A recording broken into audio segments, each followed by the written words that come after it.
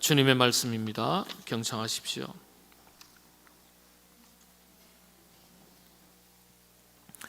예수께서 깨어 바람을 꾸짖으시며 바다들어 이르시되 잠잠하라 고요하라 하시니 바람이 그치고 아주 잔잔하여 지더라. 이에 제자들에게 이르시되 어찌하여 이렇게 무서워하느냐 너희가 어찌 믿음이 없느냐 하시니 그들이 심히 두려워하여 서로 말하되 그가 누구이기에 바람과 바다도 순종하는가 하였더라. 아멘.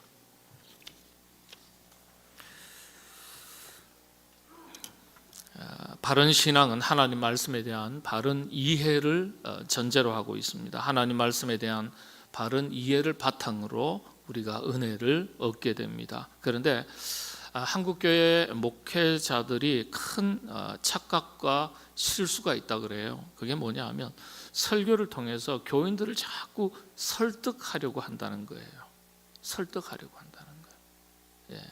이 설득을 자꾸 강조하면 이게 선동, 자칫 잘못하면 선동이 되기 쉽습니다.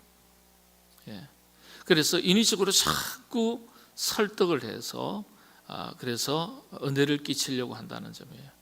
이 점을 설교학, 우리 한국의 설교학의 첫 번째 대가라고 이야기하시는 정장복 교수님, 얼마 전에 갑작스럽게 아침 운동하시다가 돌아가셨어요. 70대이신데. 그래서 여기에 초점을 맞춰서 설교하지 말아야 된다. 그리고 설교를 예화의 전시장으로 만들지 마라. 예화를 사용하는 것을 극도로 줄여라. 그렇게 얘기하십니다. 하나님 말씀만 전하라는 거예요. 하나님 말씀만. 근데 한국교회 목회자들이 저도 그런 유혹을 받기도 하고요. 근데 말씀이 자연스럽게 깨달아지면 은혜는 말씀으로부터 주어지는 것인데, 생기는 것인데, 그래서 하나님의 말씀을 잘 깨닫도록 바르게 해석하고 바르게 가르치고 전하는 것이 초점이 되는 설교를 해야 되는데, 감동을 찾고 은혜를 찾고 하다 보니까 한국교회 목회자들의 설교가 본질에서 상당히 비켜나 있는 경우가 많다. 그렇게 지적을 합니다. 실제 미국이나 유럽에서 보면은요, 굉장히 딱딱해요. 제가 무디 교회를 갔는데요, 한 40분, 45분 설교를 하는데 성경 얘기만 하는 거예요. 그것도 다 알아듣지도 못하겠는데 첫 번째, 두 번째, 세 번째, 그리고 이제 그 리버티 커뮤니티 처치라고 해서 LA 북쪽에 있는 굉장히 좋은 교회예요. 그런데 거기에서도 마찬가지예요. 오로지 성경만 다루더라고요. 그런데도 얼마나 구름대처럼 교인들이 많은지. 자, 그래서 목회자가 그런 점에서 하나님의 말씀을 바르게 해석하고 바르게 가르치고 바르게 전하는 것 참 중요하죠. 또 그런데 성도들도 그렇다는 거예요. 하나님의 말씀을 바르게 깨달으려고 설교를 들어야 되는데 감동과 감격이 있는, 우리식으로 말하면 은혜가 있는 이런 설교를 듣는데 초점이 자꾸 맞춰지니까 서로 본질에 비켜나 있다는 겁니다. 감동과 여러분 감격 그리고 은혜는요, 말씀을 깨달았을 때 성령님께서 우리에게 주시는 겁니다. 그래서 말씀으로부터 말씀을 깨닫는 것 없이 감격과 감동을 주기 위해서, 얻기 위해서 우리의 길을 열고 그렇게 또 말씀을 전하게 되면 이게 또 특별히 감격과 감동을 인위적으로 주기 위해서 사용되는 게 언변입니다. 언변. 달변가죠. 말솜씨에 불과하다는 거예요. 대단히 인위적입니다. 또 신비주의를 사용합니다. 이단에서 주로 사용하는 거죠. 얼마 전에도 우연찮게 참 이름 대면 다 아시는 분이신데 그냥 이단 어떤 분도 그렇고요. 그분도 난 그럴 줄 몰랐는데 막 그냥 사람이 서 있으니까 딱 머리 잡더니 막 팍 대니까 그냥 툭툭 쓰러지는 거예요. 그런 인위적인 것을 동원하니까 외국에서 오신 목사님들이나 전통 교회의 이 신학자들을 이렇게 볼 때는 문제가 있다고 보는 거예요. 그래서 이건 정말 우리가 경각심을 가지고 살펴야 됩니다. 왜냐하면 우리가 이렇게 은혜롭게 한국 교회가 발전하고 부흥하고 성장했다. 그렇게 생각하실 게 아니에요. 2000년 동안 전 세계가 만들어 놓은 이단의 개수보다 우리 한국교회 100년 동안 만들어진 이단의 개수가 더 많다는 것은 부끄러운 일이고, 얼마 전에는 99명이었는데 자칭 예수 그리스도라 하는 분이 지금 100명이 넘었습니다. 지금 102명이에요. 야, 놀라워요. 정말 102명이나 있어요. 우리 한국이요, 예수님이 102명이나 있어요. 세상에, 내가 참, 이게 보통 이게 흔히 하는 망신도 이런 망신이 세상에 어디 있어요, 세상에. 근데 그걸 또 추정하는 사람들이 있으니까 예수 노릇하는 거예요. 그러니까 우리가 영적인 세계가 얼마나 혼탁한지 몰라요, 여러분. 예.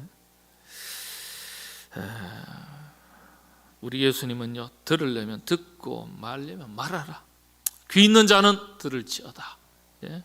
예수님의 일방적인 선포입니다. 이렇게 선포되는 말씀을 캐리그마라 그럽니다. 듣든지 말든지 귀 있는 자는 들을지어다. 예? 그리고 선포하는 거예요. 하나님 말씀의 가장 큰 특징입니다. 뭐 설득하거나 간청하거나 그런 게 전혀 없습니다.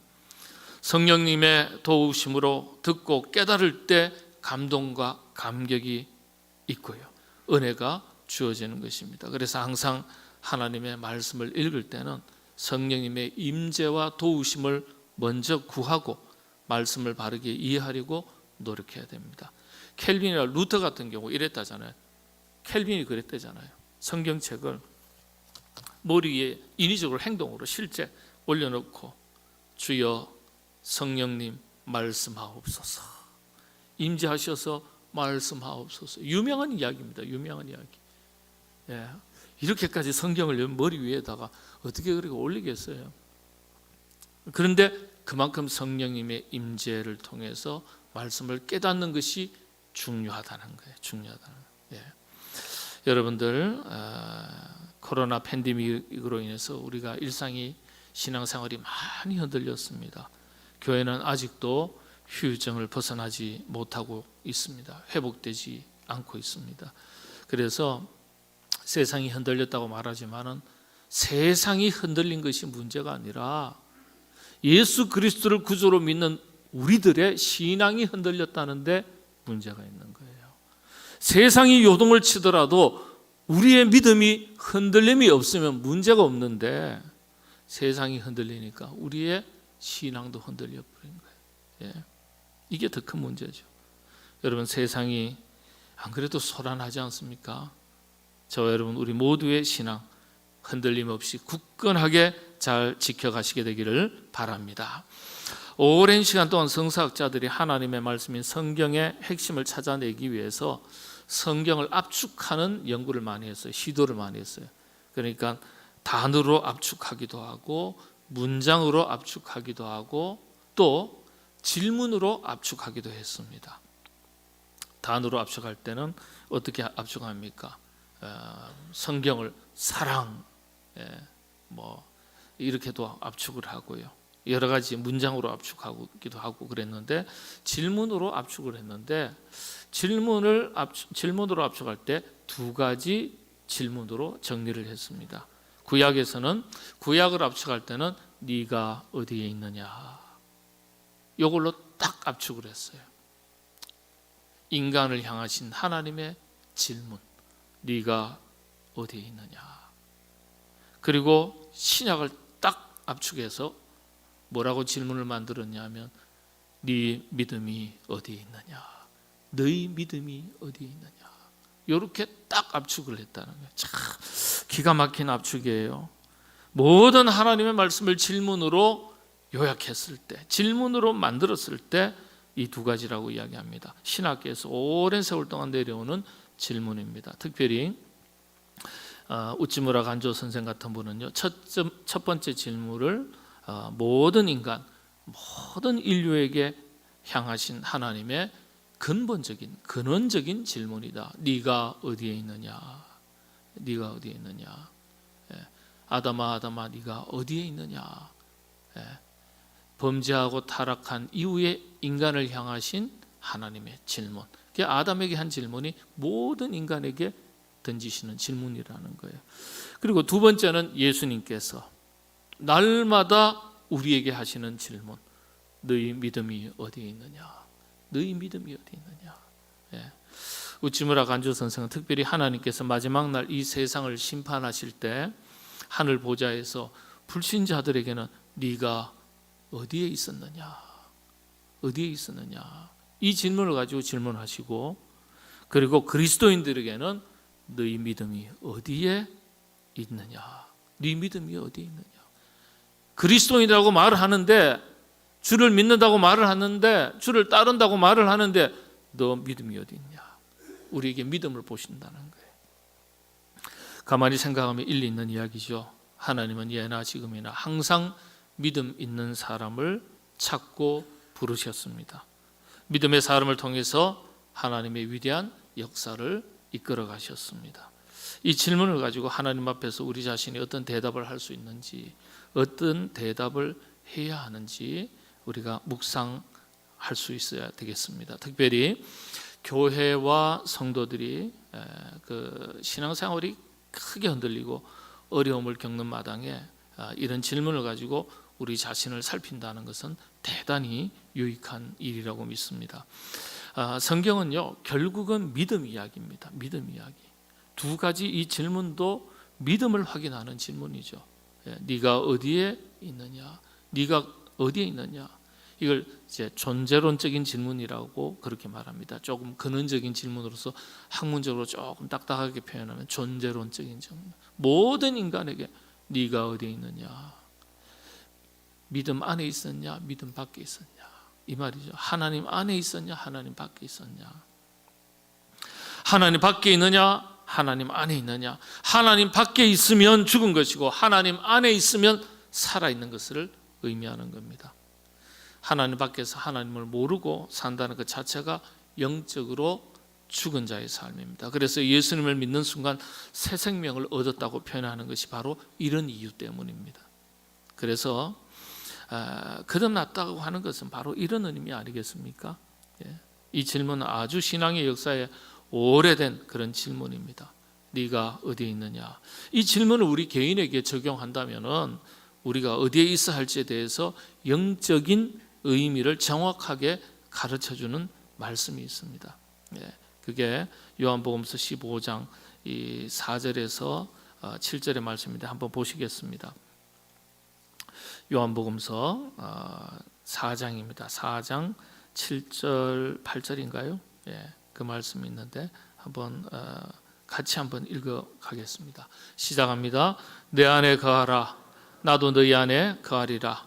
가지가 포도나무에 붙어 있지 아니하면 스스로 열매를 맺을 수 없음 같이 너희도 내 안에 있지 아니하면 그러하리라. 나는 포도나무요 너희는 가지라. 그가 내 안에 내가 그 안에 거하면 사람이 열매를 많이 맺나니 나를 떠나서는 너희가 아무것도 할 수 없습니다. 거기까지만 하겠습니다.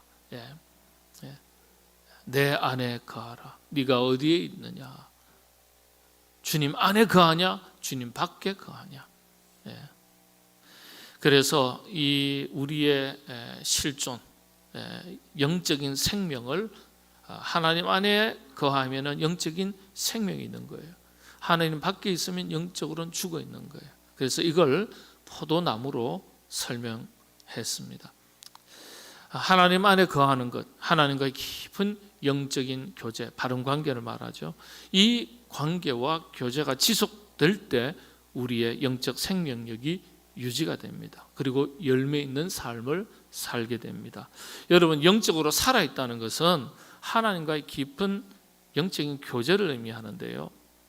이 영적 교제의 가장 기본이 예배입니다. 그리고 말씀과 기도입니다.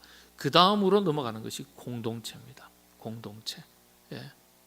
그러니까 이 질문을 공동체 관점에서 적용하면 교회도 존재 방식이 공동체입니다.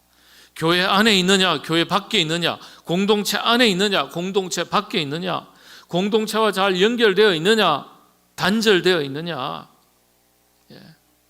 이게 우리의 영적인 생명력과 관계가 있는 거예요.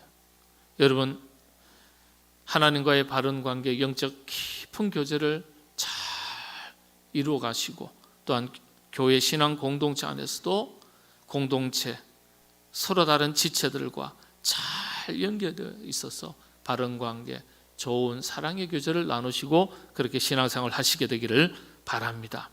공동체와 이 유기적인 어떤 관계가 단절되고 지극히 개인주의적인 신앙생활을 하는 것은요, 사실 공동체로서는 이 공동체의 생명은 죽은 것이나 다름없습니다.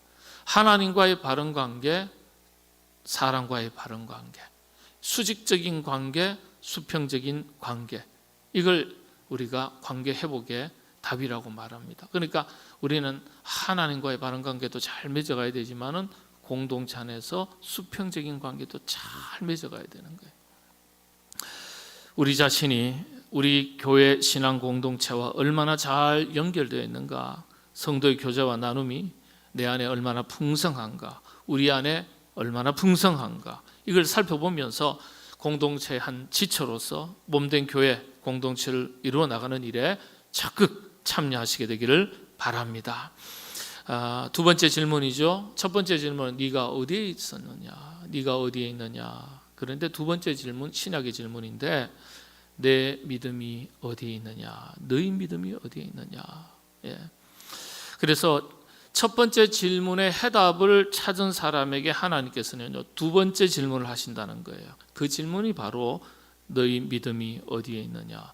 팀 켈러 같은 훌륭한 목사님이시죠. 이 목사님은 하나님께서 마지막 날 심판하실 때 모든 크리스찬들에게 딱 한 가지 질문만 하신다면 바로 이 질문이다, 이렇게 이야기했습니다. 내 믿음이 어디 있느냐. 예. 믿는다고 말은 했지만, 믿고 산다고 말은 했지만, 그렇게 살아왔다고 말은 했지만 네 믿음이 어디 있느냐. 이 믿음을 오시고 그 믿음에 따라서 하늘의 상급을 주실 것이다, 이렇게 이야기했습니다. 한 목사님의 개인적인 차원에서 이야기하는 것이지만은 그러나 상당히 일리가 있는 말씀이죠. 우리가 행한 일, 우리가 쌓은 업적이라든지 공로가 아니라 오직 우리의 믿음만 가지고서 하나님께서 평가하시고 그에 합당한 상급을 주실 것이라는 거예요. 참 의미심장한 말씀입니다. 오늘 여러분 본문의 말씀 한번 들어가겠습니다. 오늘 본문 말씀도 그거예요. 오늘 본문의 이야기를 통해서 주님께서 우리에게 딱 하시는 질문이 무슨 질문입니까? 너희 믿음이 어디 있느냐, 이 말씀이에요. 네. 제자들과 함께 갈릴리 호수 이편에서 저편으로 건너가시는데 광풍을 만났습니다. 광풍. 여러분, 폭풍이 아니고 광풍입니다. 성경을 우리가 읽을 때 참 잘 읽으셔야 돼요. 돌풍이에요. 돌풍인데 여러분, 우리 한글 성경에서는 그런 게 잘 나와 있지 않죠. 바람이 그냥 크게 일었다. 37절에는 광풍이라고 나와 있어요. 근데 이 광풍의 헬라의 원어가 라이랍스 아네모스. 근데 보니까 광풍 그러면 우리는 폭풍이라고 생각해요. 아니에요. 똑같이 한글 성경에서는 광풍이라고 번역했는데 어떤 거는 폭풍이에요. 근데 어떤 거는 달라요. 근데 그 다른 게 오늘 여기 본문이에요. 오늘 여기 37절에 보면 큰 광풍이 일어났다 그랬는데 원어를 보니까 회오리 바람입니다. 폭풍이 아니에요. 여러분, 사도 바울이 선교 여행을 하다가 만난 큰 광풍, 이름이 뭐죠? 죄송합니다. 물어야 될 걸 물어야 되는데 이런 건 아셔야 돼요. 그래서 성경 퀴즈 대회가 필요한 거예요. 유라굴라라고도 하고 유라굴로라고도 하고요. 이건 원어에서는 유라굴라 했을 때 한글 성경에서는 광풍이라고 했는데 원어는 폭풍입니다. 엄청난 큰 폭풍이에요. 그런데 오늘 예수님께서 이 편에서 저 편으로 건너가시는데 큰 광풍이 일어났다 그랬는데 이 광풍은 라이랍스, 그래서 유라굴로라고 기록되지 않고 라이랍스 아네모스라는 회오리 바람이에요. 단어가 아예 달라요. 네. 폭풍은 영어 성경에서는 사이클론이라고 되어 있어요. 저 누구죠? 사도 바울이 만났던 광풍을 영어 성경에는 사이클론이라고 되어 있어요. 예. 유라굴로를 유리클리돈이라고 했어요. 사이클론이라는 이 폭풍이라는 단어가 이 유라굴라, 유로클리돈이라는 말에서 유래된 단어예요. 그러니까 예수님과 제자들이 갈릴리 호숫가에서 만난 광풍은요, 회오리 바람 정도로 작은 바람이에요, 사실은. 그런데 왜 배에 물이 차오르고 위태하게 되었냐 하면, 그건 당시에 배의 구조를 보면 쉽게 이해할 수 있습니다. 갈릴리 호숫가에서 고기 잡고 사람들이 타던 배는요, 폭이 좁고 길쭉한, 사람이 그래서 많이 타도 4-5명밖에 못 타요. 작으면 1-2명이에요. 사람들을 운송하는 큰 배라고 할지라도 20명을 넘지 않는 것으로 알려져 있습니다. 그러니까 여러분 한번 생각해 보세요. 회오리 바람에 기우뚱할 정도라면 아마도 10명 미만의 4-5명 정도 타는 뭐 그 정도 배가 아닐까, 그렇게 추정할 수 있죠. 큰 배가 아닌 거예요. 근데 오늘 본문을 통해서 우리가 눈여겨볼 말씀은요, 배가 위태하게 된 것이 큰 광풍이 아니라, 폭풍이 아니라 작은 회오리 바람을 만나서 그렇게 된 것이라는 거예요. 그러니까 갈릴리 호수에서 불어오는 회오리 바람은요, 환경적인 특성상 잠시 일어났다가 조금 지나면 그렇게 사라지는 그런 바람이라는 특징이 있습니다. 그런데 배가 작으니까 회오리 바람도 그 배에게는 광풍이 되는 거죠. 그 작은 잠시 이 지나가는 회오리 바람에 배가 출렁이고 물이 차니까 넘치니까 갑자기 이제 제자들이 두려움에 빠진 것입니다. 그때 예수님께서는 요람처럼 흔들리는 작은 배에서 아마 잠깐 조셨던 것 같아요. 낮잠을 주무신 것 같아요. 근데 작은 회오리 바람에 배가 출렁이니까 제자들이 예수님을 흔들어 깨우면서 그랬겠죠. 주여 주여, 우리가 죽겠나이다, 죽겠나이다. 그렇지 않겠습니까? 선생님, 우리가 죽게 된 것을 돌보지 아니하시나이까 하니, 우리가 오늘 읽지는 않았던 본문 38절에 그런 내용이 있습니다.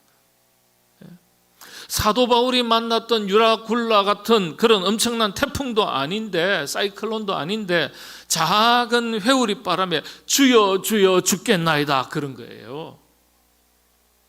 그래서 주님께서 잠에서 깨어나셔가지고 하신 말씀이 어떤 말씀입니까?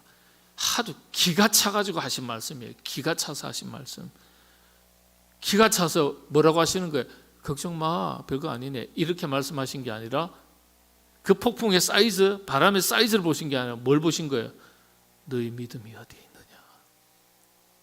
너희 믿음이 어디에 있느냐? 어찌 믿음이 없느냐? 믿음이 있는 제자인 줄 알았는데 별것도 아닌데 조그마한 광풍에도 회오리 바람에도 주님이 곁에 계심에도 불구하고 믿음 없는 말을 하고 믿음 없는 행동을 제자들이 한 거예요. 그런 제자들에게 날카롭게 하신 이 질문이, 이 질문, 너희 믿음이 어디 있느냐? 어찌 믿음이 없느냐? 너희가 어찌 믿음이 없느냐? 너희 믿음이 어디 있느냐? 이 말씀 아니겠어요? 이 질문이요, 오늘 우리들에게 주시는 주님의 질문 아니겠습니까? 어쩌면 믿음으로 산다고 말하는 우리 자신에게 던지시는 질문 아니겠어요? 작은 시련이 닥치면 이게 엄청난 큰 광풍, 태풍 같은 시련인 것처럼 여겨지고, 그래서 믿음은 온데간데 없이 사라지고 세상 사람들과 똑같이 생각하고 똑같이 말하고 똑같이 행동하는 그런 믿음 없음을 책망하시는 말씀이라고 하겠습니다.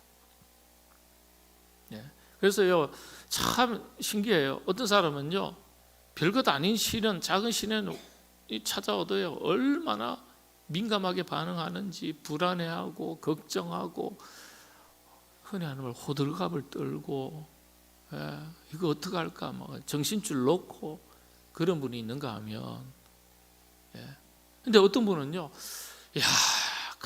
큰 시련이 찾아왔는데도 이거 참 골치 아프겠다 그런 생각이 드는 것 같은데도 무덤덤한 그런 분이 또 있어요. 잘 되겠죠. 기도하면 하나님께서 또 길을 인도하시겠죠. 힘이 드는 건 본인도 느껴요. 그런데 말은 다르게 해요. 하나님께서 길을 인도하시겠죠. 또 다른 계획이 있으시겠죠. 도와주시겠죠.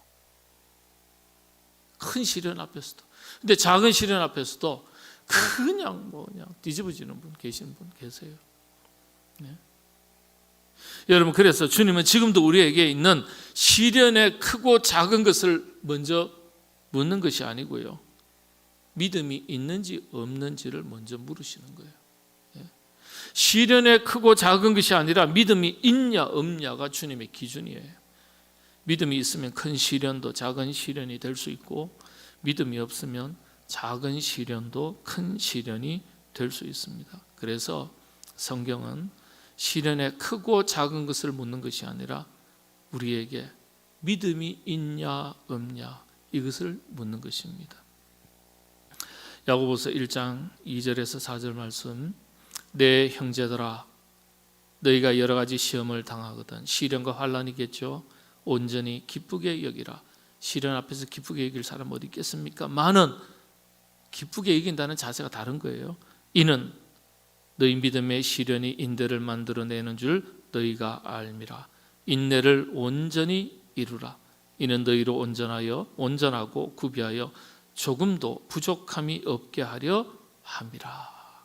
그렇죠? 예.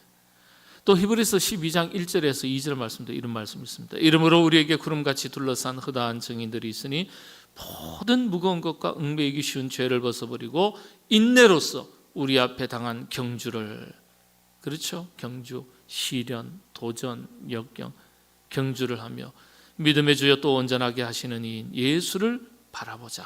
인내로서 이 시련을 잘 감당하고 예수님을 잘 바라보자. 시련과 역경 앞에서 우리의 믿음 있음과 없음이 증명되는 것 아니겠어요? 여러분들 참 요즘 뉴스 틀면은 좋은 소식 듣기가 어렵습니다. 다 힘든 소식, 어려운 소식, 안 되는 소식, 이런 것들만 자꾸 듣게 됩니다. 우리 정신 건강에 좋지 않아서 제가 뉴스 잘 안 봅니다. 또 너무 모르면, 세상 물정 모르면 또 그것도 곤란하겠지만, 그러나 여러분, 세상 소식에 귀를 열기 전에 우리가 살아가는 동안에 크고 작은 시련들, 어려움들, 역경들 닥칠 때가 있지 않습니까? 그 시련 앞에서 불안과 염려, 두려움 속에 갇히지 마시고 조금 전에 읽었던 말씀, 인내로서 우리 앞에 당한 경주를 감당하고 인내 가운데 우리로 부족함이 없도록 채우시고 온전함에 이르도록 하실 하나님의 특별하신 뜻이 있음을 믿고 인내로서 우리 앞에 당한 경주를 잘 감당할 수 있어야 하겠습니다. 이 속에서 믿음 있는 자의 모습과 믿음 없는 자의 모습이 그대로 증명이 되는 거예요. 항상 너희 믿음이 어디에 있느냐, 너희가 어찌 믿음이 없느냐, 제자들에게 하신 말씀이 아니라 오늘 우리에게 날마다 하시는 주님의 음성인 줄로 들으시고, 이 질문을 통해서 주님께서 뭘 보시고 싶어 하시는 거예요? 날마다의 삶 속에서 우리의 믿음을 확인하시고 우리의 믿음을 보시고 싶어 하시는 주님의 뜻이 있는 것을, 뜻이 담겨 있는 것을 생각하시고 여러분 그에 걸맞는 믿음의 삶을 살아가시게 되기를 바랍니다. 여러분, 크고 작은 시련, 우리에게는 크고 작은 시련이지만, 어려움이지만 요즘 다 이거동성으로 힘들다, 어렵다, 교회도 힘들다, 사업도 어렵다, 그냥 개인사도 어렵다, 다 그렇지 않습니까? 자식 키우는데도 어려워요, 힘들어요. 여러분, 그 속에서 파묻히는 우리가 아니라 그 속에서도 믿음이 있는 것을 증명해 보일 수 있어야 되겠습니다. 믿음을 지키고 믿음을 가지고 인내하면 여러분 우리의 부족함을 채우시겠다, 그 부족함을 채우시려는 하나님의 뜻이 있다, 오늘 말씀하지 않았습니까? 여러분들, 그래서 어려운 것, 힘든 것 있을 때에도 믿음이 흔들리는 일 없이 믿음으로 승리하는 여러분 다 되시기를 바랍니다. 기도하겠습니다. 하나님, 인생의 작은 시련과 역경이 찾아오면 있던 믿음도 사라지고 원망하고 불평하고 좌절하고 낙심하여서 믿음 없는 사람들과 똑같이 말하고 생각하고 말하고 행동할 때가 많은 것이 연약한 저희들의 모습입니다. 주여, 제자들에게 너희 믿음이 어디에 있느냐, 너희가 어찌 믿음이 없느냐 하셨던 이 책망의 말씀, 주님 혹 우리에게 하신 말씀이 아닌지 돌아보게 하여 주옵시고 우리에게서 믿음을 보시고 싶어 하시는 주님의 뜻인 것을 살펴서 우리가 이 땅 살아가는 동안에 어떠한 시련과 역경이 닥쳐와도 믿음으로 승리하는 저희가 될 수 있도록 성령님 도와주시옵소서. 예수님의 이름으로 기도하옵나이다.